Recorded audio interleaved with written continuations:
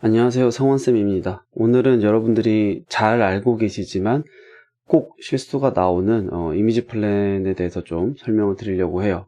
이미지 플랜은 여러분들이 모델링을 하실 때도 활용을 하시고 렌더할 때도 활용을 하는 부분인데 일단 뭐 차이도 있고 그래서 일단 여러분들이 이미지 플랜을 만드실 때는 보통 크리에이트 메뉴에서 프리 이미지 플랜 이렇게 만든다고 배우신 분들도 있을 거고요.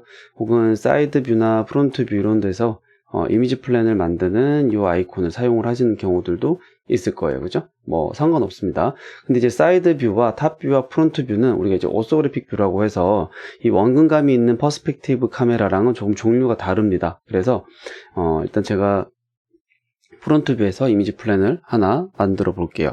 그러면은 이 이미지 플랜은 이렇게 직접 내가 이미지 플랜을 이동을 하거나 사이즈를 키우거나 이렇게 가능한 프리 이미지 플랜으로 만들어집니다. 프리 이미지 플랜. 자, 요걸 말하는 거예요. 프리 이미지 플랜은 직접 컨트롤 가능하고 아웃라인에서도 볼 수가 있는 일반적인 오브젝트처럼 생각을 하시면 됩니다. 이렇게 사용을 할 수가 있는데, 자, 이 이미지 플랜을요, 제가 다시 한번, 자, 프론트 뷰에서 만드는 이미지 플랜을 제가 자동차 모델링이라고 생각을 하고, 프론트 뷰 이미지로 한번 넣어보도록 할 거예요. 자, 그 다음에 뭐 사이드 뷰에서는 또 사이드에서 보여야 되는 이미지를 또 하나 추가를 해보도록 할 겁니다. 이렇게. 자, 그럼 이 이미지 플랜이 프론트 뷰에서 사이드 뷰에서 이렇게 지금 보이고 있는데, 보통 모델링 할 때는 가운데다 이제 차를 만들어야 돼서 사이드에서 보는 이미지 플랜은 사이드에서 위치 변화가 없도록 저기 뒤로 밀어줄 거고요.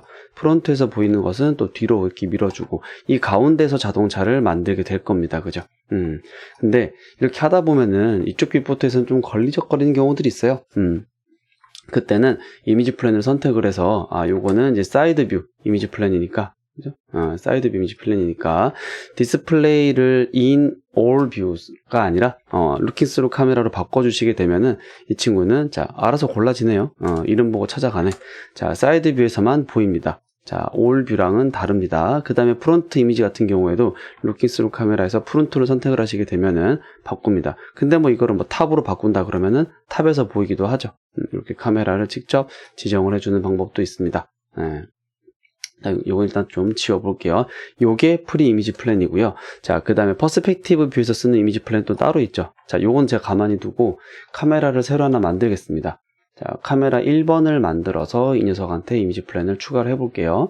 자, 지금 탑뷰를 제가 카메라를 좀 전환을 하겠습니다. 카메라 1번으로 자 전환을 하고 자, 아무것도 없으면 좀 허전하니까 제가 큐브라도 하나 만들어 둘게요. 자, 이렇게 큐브를 만들어 놓고 이런 식으로 볼 겁니다. 여기다가 이미지 플랜을 추가를 한번 해보도록 하죠. 자, 이미지 플랜을 그냥 일반적인 배경 이미지로 이렇게 가지고 올 겁니다.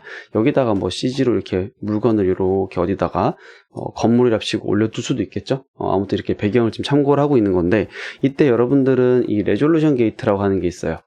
뷰포트에는 레졸루션 게이트라고 하는 게 있는데, 이 친구를 반드시 켜서 확인을 해 보셔야 됩니다. 왜냐하면, 자, 이렇게 켰을 때, 요 레졸루션 게이트 마스크가 보이는 부분을 제외한 이 안쪽이 진짜 렌더가 걸리는 영역이에요. 그래서 이미지 플랜이 실제로는 위쪽 부분이 잘려나갑니다. 렌더 걸면 나오지가 않을 거거든요. 이런 부분을 여러분들이 미리 좀 체크를 하실 필요가 있습니다.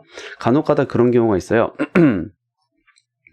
요거는 제가 그냥 임의로 해볼 텐데, 이런 식으로 옆부분이 모자라고 윗부분, 이제 폭 맞춤, 높이 맞춤 이런 개념으로 보시면 되는데, 높이에 맞는 경우들이 있을 겁니다. 이제 보통 우리가 TV 화면처럼 HD 비율이나 그런 식의 이미지들은 그럴 일이 별로 없는데, 뭐 세로 사이즈나 아니면은 뭐 정사각형 같은 느낌의 그런 이미지들은 이렇게 옆부분이 비는 경우가 있어요. 자, 이러면 안 됩니다. 결론적으로는 안 됩니다. 여러분들 옆부분을요 채워주셔야 돼요. 그래서 보통 요거 이제 처음에는 그 카메라 설정에서는 이렇게 필로 되어 있을 거기 때문에 요건 일단 안 건드린다고 치더라도요, 이미지 플랜으로 가셔서 자, 이 플레이스먼트라고 하는 부분 여기를 좀 체크를 해 볼게요. 자, 이미지 플랜에서 플레이스먼트로 오시면은 자, 여기도 필이 있고 뭐 베스트 뭐 이런 식이 있는데, 자, 폭 기준, 높이 기준 이런 것들을 맞추는 게 있는데, 일단 우리는 이 허리젠탈로 바꿔주시게 되면은 폭 기준으로 맞습니다. 이게 왜 중요하냐면, 우리가 TV로 보는 거나 유튜브에 올리는 일반적인 사이즈들은 16:9 비율로 보통은 만들어요. HD 비율로. 그런데 이제 영화는 조금 다르죠. 이런 식의 비율이 됩니다. 어쨌거나 이런 영상 비율들은요, 위가 잘려나가지 좌우가 잘려나가진 않아요. 그래서 요거는 꼭 옆을 맞춰 주셔야 되고, 마야가 아닌 어떤 다른 프로그램들은 폭 기준밖에 안 되는 것들도 있어요. 그래서 작업이 공유가 될 때 카메라에서 문제가 생기는 경우들이 있기 때문에 이건 그냥 기본으로 무조건 폭 기준이다 이렇게 생각을 해 주세요. 우리 이제 마야로 여러분들 이제 VFX 작업하실, 애니메이션 작업하실 분들은 이렇게 봐주시면 되겠습니다. 이 친구도 마찬가지로 자, 퍼스펙티브 뷰에서 이 그림을 보고 싶지가 않다 그러면은 디스플레이에서 루킹 스루 카메라를 바꿔주시게 되면 이 친구는 카메라를 고를 수는 없습니다. 내가 여기에 연결된 카메라에서만 보게끔 됩니다. 지금은 그냥 켜둘게요. 자, 그리고 여기서 이제 카메라를 여기서 클릭을 해보시게 되면은 이게 좀 사이즈가 작죠? 가끔 이게 잘 안 보여서 사이즈를 키우시는 분이 있는데 카메라는 사이즈를 키우는 게 아닙니다. 왜 그러냐면, 자, 예를 들어서 이렇게 이제 오브젝트를 보고 있는데 좀 이렇게 Alt 누르고 화면을 이렇게 싹싹 뒤로 빼봐요. 이렇게 좀 뒤로 빼봅니다. 빼보다 보면은 갑자기 안 보이죠. 이미지 플랜이랑 위치가 겹쳐서 이렇게 겹쳐서 안 보이게 돼요. 더 많이 빠져버리면, 그죠? 이미지 플랜이 중간에 있고 카메라와 큐브가 이렇게 됩니다. 그러면 이제 이때 안 보이니까, 그러면 이거 키워야죠. 그래서 키운 다음에 이렇게 뒤로 빼서 이제 보인다 하시는 분들이 있는데 이게 지금 결코 좋은 방법이 아닙니다. 제가 요거를 우선은 큐브가 보이는 이 상태로 렌더를 한번 걸어 볼게요. 자, IPR로 렌더 겁니다. 요게 GI 때문에 라이트가 없어서 좀 어둡게 나오네요. 일단 디폴트 라이트로 걸어 보고요. 이 상태에서 뒤로 쭉쭉쭉 빠지다 보니까 이렇게 사라졌네. 렌더 걸면 안 나오죠. 그래서 요거를 나오게 하고 싶어서 카메라의 사이즈를 살짝 이렇게 키워봅니다. 이거 실수 굉장히 많이 하세요. 제가 이것 때문에 녹화하는 거예요. 자, 일단 이렇게 보시고 이제는 보이니까 렌더 걸면 보이겠지 했는데 안 보입니다. 이게 살짝 이제 멘붕이 오는 거죠. 왜 안 보이냐면은 이 카메라의 사이즈가 원래는 스케일이 1이었는데 1.6이 됐습니다. 1.6이 됐지만 1인 상태로 렌더를 하는 거예요, 얘네들은. 그래서 다시 1로 만들어 보면 또 가려집니다. 그래서 이 이미지 플랜을 실제로 뒤로 좀 보내줘야 됩니다. 지금 이 거리가요, 이 사이의 거리가 1m입니다. 100cm인데, 자, 이미지 플랜을 선택해서 옵션 들어가 보시면 애트리뷰트에서, 자, 이 플레이스먼트에서 하는 게 좀 많습니다. 여기 안에 뎁스가 있어요. 이 뎁스가 100이다 그러면은 100cm가 되는 거고요. 그래서 요거를 200으로 제가 올려보겠습니다. 그럼 이미지 플랜이 뒤로 가죠. 이런 식으로 뒤로 보내는 게 맞고요. 보통은 넉넉 잡아서 많이 보내주는데, 자, 요때도 주의할 게 카메라도요.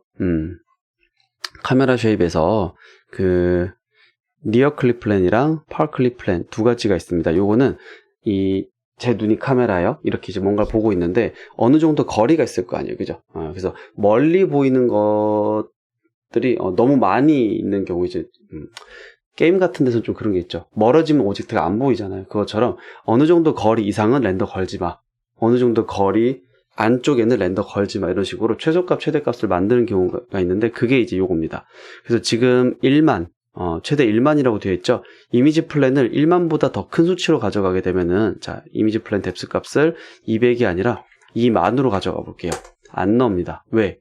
이 카메라는 만까지만 렌더를 걸 거기 때문에 렌더가 아니라 뷰포트에서도 안 보여요. 그래서 요거를 파워 클립 플랜을 3만으로 바꾸게 되면은 또 이미지 플랜이 나옵니다. 요것도 굉장히 중요한 거니까 같이 알아두시면 좋겠어요.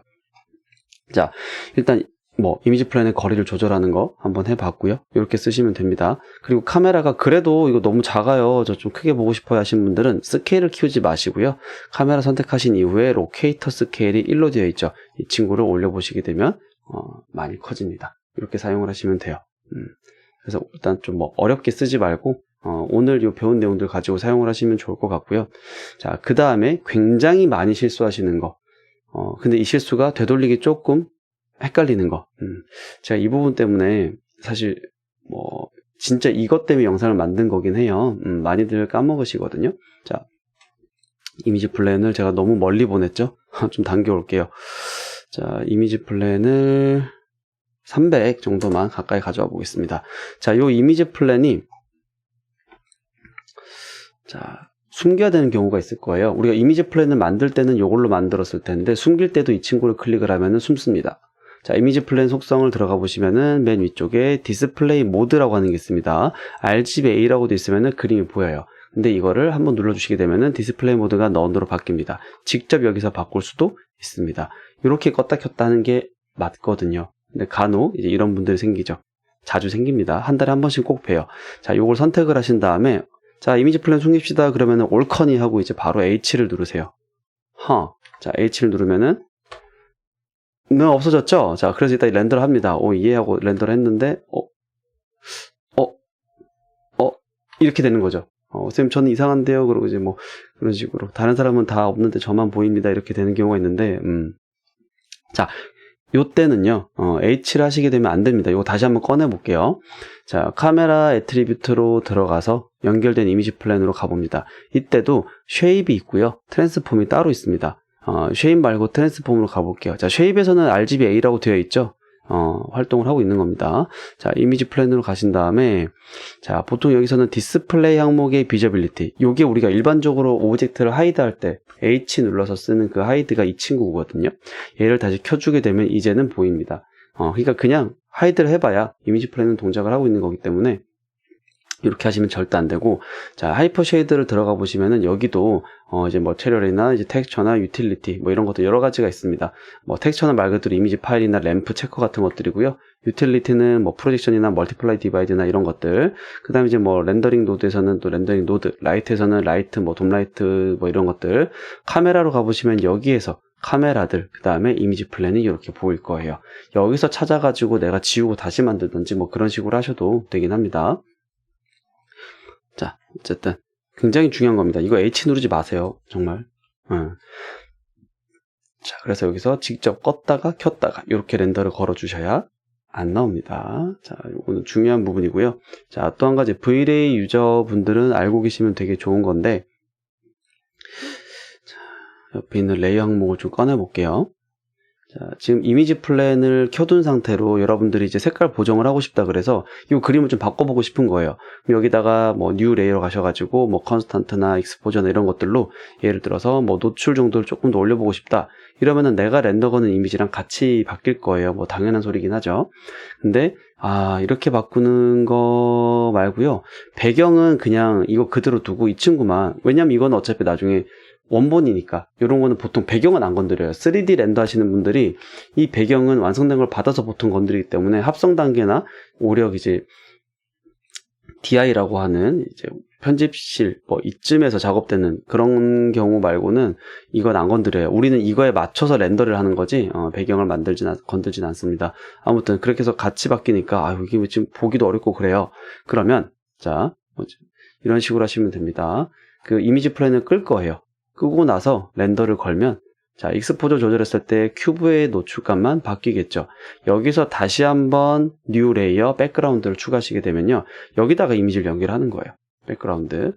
그러면은 이미지가 적용되는데, 자, 백그라운드 레이어가 마지막 순서입니다. 그죠? 맨 위에 있죠. 그래서 익스포저로 조절하게 되면은 큐브만 바뀌게 되는 거예요. 그래서 미리 이렇게 바꿔보고 혹은 또 다른 노드를 추가를 해서 화이트 밸런스 같은 거 추가한 다음에 이렇게 색깔 좀 바꿔보고 이런 것들을 할 수 있다라는 얘기예요. 그 다음에 백그라운드를 보는 거니까 이런 식으로 사용을 하면 됩니다. 뭐 특별히 이게 좀 좋은 점 중에 하나가 뭐냐면, 자, 이미지 플랜을 만약에 켰을 때는 이 부분도 렌더링을 하는 거예요. 결국에는 하는 건데, 자, 이렇게 백그라운드를 넣게 되면은 이거는 렌더를 하는 게 아니에요. 요 부분만 렌더링을 한 거고 주변에 있는 부분은 그냥 이미지를 불러서 그냥 넣어 놓은 겁니다. 그래서 일단 좀 빠르겠죠? 빠를 거고 손실도 적을 거고, 그러니까 이렇게 쓰는 것도 방법이 될 수가 있습니다. 대신 뭐 굴절이나 이런 부분을 통해서 이미지 플랜을 봐야 되는데 여기다 집어넣으면은 또 적절한 그림은 또 아니니까 상황에 맞게 잘 사용하시면 될 것 같아요. 자, 오늘 이미지 플랜에 대해서 설명을 좀 드렸는데 요약을 하자면, 일단 가장 중요한 거, 하이드 좀 하지 말자. 제발. 뭐 좋다고 자꾸 하이드를 해요. 이것도 음성 없이 화면만 보신 분들은 또 열심히 또 하이드를 할지도 모르겠다. 안 됩니다. 하면 안 됩니다. 하이드 하시면 안 되고, 그 다음에 카메라 스케일 키우면 안 됩니다. 안 됩니다. 이거 안 돼요. 자꾸 하지 마세요. 진짜 속상해요. 일단 이 정도로 설명을 드리도록 할게요. 간단한 내용인데 자꾸 까먹는 내용이니까. 그리고 이런 식의 또 까먹었다 하는 부분들이 있으면은 뭐 댓글이나 이런 걸로 말씀을 해주세요. 그런 부분에 대해서 좀 우리가 놓치면 안 되는 부분들이나 미리 알면 좋은 것들은 제가 좀 정리를 해서 또 계속 이어서 한번 올려보도록 하겠습니다.